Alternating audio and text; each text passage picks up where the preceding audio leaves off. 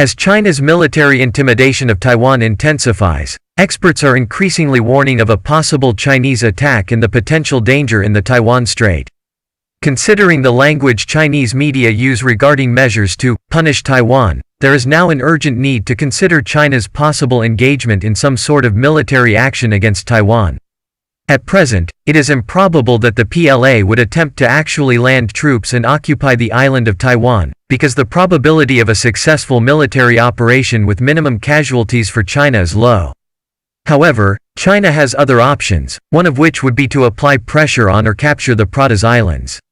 The Pratas Islands are located in the northern part of the South China Sea under the jurisdiction of the Republic of China, Taiwan, closer to China's mainland coast than to the island of Taiwan.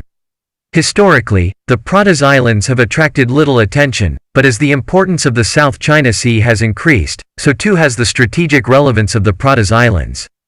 If China controlled the Pratas Islands, the islands could function as a gatekeeper to monitor U.S. and other countries' ships and aircraft entering the South China Sea from the Pacific Ocean. Pratas Island, the other islands in the group are essentially rocks, has an airport, but no permanent inhabitants, only a number of civil officials of the Taiwanese Coast Guard and researchers. It is believed that around 500 soldiers of the ROC Marine Corps are also now stationed there. However, because the island is so small and flat, it is almost impossible to defend. Since August, there have been reports of the PLA repeatedly conducting military exercises in the area, its aircraft flying over the sea almost daily in an apparent attempt to cut off the supply line between the Pratas Islands and the island of Taiwan. In October, a Taiwanese airplane flying from Kaohsiung carrying supplies to the Pratas Islands was warned by Hong Kong Air Traffic Control not to enter Hong Kong-managed airspace and return to Taiwan. These incidents demonstrate that China could take control of the Pratas Islands whenever Chinese President Xi Jinping decides.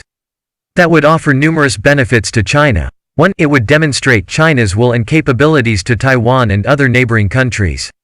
2. China could militarize the island as a step toward internalizing the entire South China Sea. 3. It would disrupt the early days of the Biden administration by retaking the initiative from the United States after 4 years of endurance under President Donald Trump. 4. Xi has been in office for 8 years now, but the unification of Taiwan is no closer. The capture of the Pratas Islands might serve to cover this inconvenient truth, and could be used to play up the propaganda war that unification is approaching, both at home and abroad. As for taking control of the Pratas Islands, China has plenty of options.